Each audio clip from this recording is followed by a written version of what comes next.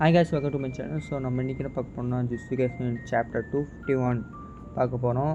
And 251 last chapter பார்த்தீங்கன்னா வந்து கரெக்டாக வந்து யூட்டா வந்து கரெக்டாக சுகுணாவோட டெக்னிக் அவனுக்கே யூஸ் பண்ணுவான். ஸோ அதுலேருந்து ஸ்டார்ட் ஆகுது. ஸோ அதுலேருந்து பார்த்தீங்கன்னா வந்து ரெண்டு பேருமே சரி சண்டை போட்டுட்ருக்காங்க. பட் அதில் வந்து யூட்டா வந்து சுகுணா கிட்ட என்ன சொல்கிறான்னா, உன்னோட கர்ஸ் டெக்னிக் வந்து நான் எப்படி கண்டுபிடிச்சேன்னா உன்னோட லாஸ்ட் ஃபிங்கர் இருக்குது தானே, ஸோ அதுலேருந்து நான் வந்து எடுத்துட்டேன். ஸோ அதனால் உங்கள் கர்ஸ் டெக்னிக் எனக்கு தெரியும் அப்படின்னு சொல்லுவான்.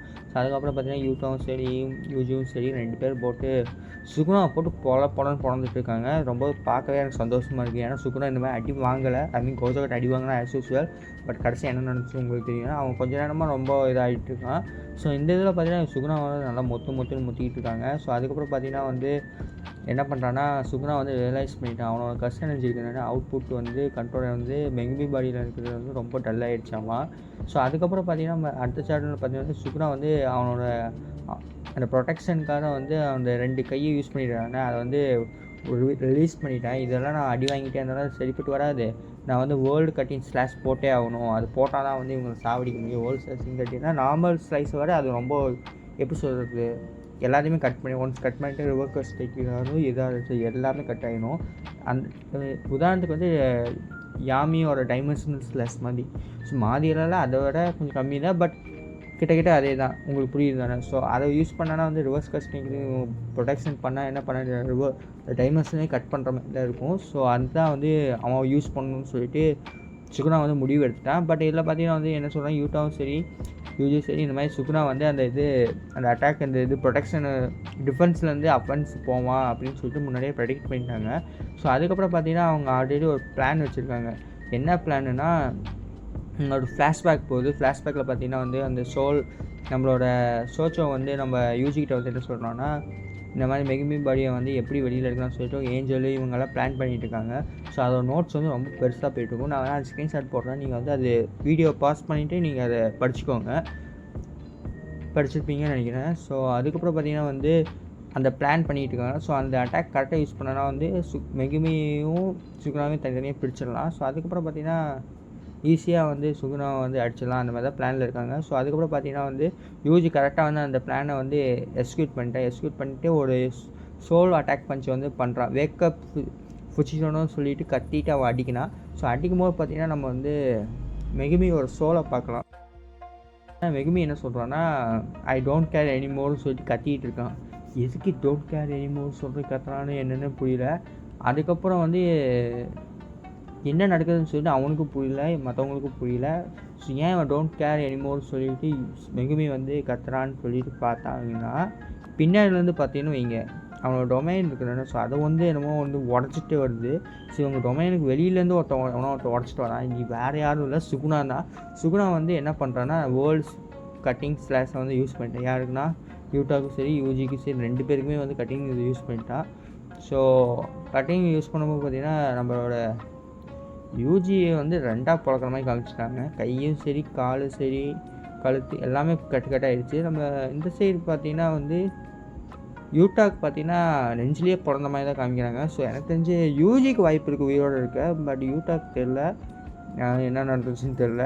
ஸோ இதெல்லாம் அவன் சொல்லிவிட்டு அவன் வந்து பின்னாடி இவங்ககிட்ட பேச போகிறான். யார் நம்ம சுகுணா வந்து இவங்க இதுக்காக தான் நீங்கள் எல்லாம் இவ்வளோ பிளான் பண்ணிட்டு இருக்கீங்களா அப்படின்னு சொல்லிட்டு பேச போவான். பேசிட்டு பாருங்க டச்சுக்குன்னு ஒரு ரெஞ்சில் ஒரு குத்துற மாதிரி ஒரு இது சீனாட்டம் காமிப்பாங்க. அது வேறு யாரில் நம்மளோட மாக்கி வந்து டோஜியோனமும் அப்படியே காப்பி அடித்து போட்டால் நம்ம இவனுக்கு போடுவாள் கோஜோவுக்கு. ஸோ அதே மாதிரி வந்து நம்ம சுகுணாவுக்கு போட்டால். ஸோ அதில் வந்து ஹாத்தர் வந்து என்னமோ கீழே வந்து போட்டிருக்காங்க, ஓமைக்கா சோல் ஸ்பிரிட்டர் கட்டானா எடுத்துகிட்டு வந்து சொருக்கிட்டான்ட்டு. உங்களுக்கு தெரியும் சோல் ஸ்பிரிட் கட்டானா வந்து டோஜி யூஸ் பண்ணி நம்மளோட என்ன சொல்லுவாங்க கோஜோ வந்து அந்த இது பிரேக் பண்ணுவான் நான் இன்ஃபினிட்டியை. ஸோ அதே மாதிரி தான் இவன் வந்து இந்த டைம் யூஸ் பண்ணியிருக்கா. ஸோ அதில் பார்த்தா நெஞ்சிலே குத்திட்டான். எனக்கு தெரிஞ்சு இந்த டைம் பார்த்திங்கன்னா கண்டிப்பாக வந்து மெகுமி வந்துடுவான்னு நினைக்கிறேன். ஸோ என்ன நடக்கும் எனக்கு தெரில. பட் இருந்தாலும் எனக்கு என்னென்னா சுகுணா வந்து ஈஸியாக ப்ரெடிக்ட் பண்ணியிருப்பான்னு நினச்சேன். பட் என்னென்னு எனக்கு தெரில, அவ்வளோதான். ஸோ அதுக்கப்புறம் பார்த்திங்கன்னா கீழே சைன் நோட்டில் என்னன்னா நெக்ஸ்ட் வீக் வந்து பிரேக்குன்னு சொல்லிட்டு ஆதர் சொல்லியிருக்காரு.